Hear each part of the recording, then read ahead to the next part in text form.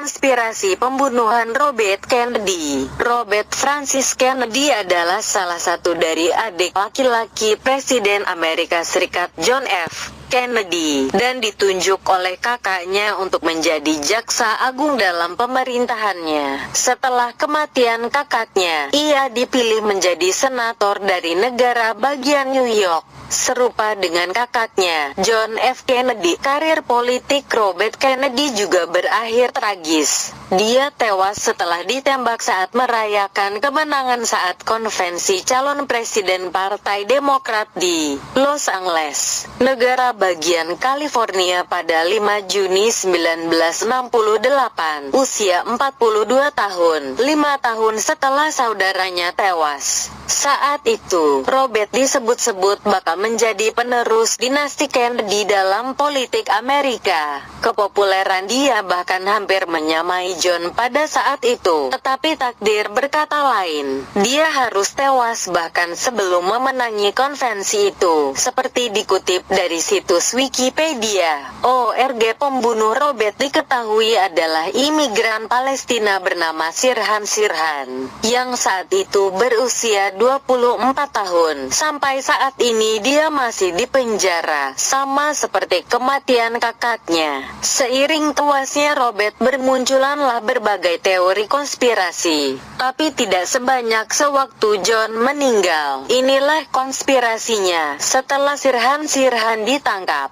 muncul teori penembak kedua. Mereka menganggap orang Palestina itu bukan pelaku sebenarnya. Lewat analisa rekaman suara wawancara reporter pada 2007, terdengar 13 kali letusan senjata. Padahal pistol Sirhan hanya berisi 8 peluru. Berarti kemungkinan ada 2 penembak dalam insiden itu. 2 pengacara Sirhan, William F. Pepper dan Laurie Dusek, tahun lalu mengajukan peninjauan kembali atas kasus klien mereka. Keduanya melakukan penelitian dan uji balistik terhadap pistol yang digunakan saat peristiwa dan menemukan jenis peluru yang menewaskan Robert berbeda dengan senjata milik Sirhan. Atas dasar itu, keduanya membuktikan klien mereka tidak bersalah. Konspirasi lainnya melibatkan seorang wanita, Sandy Serrano, anggota tim kampanye dan saksi, menyebutkan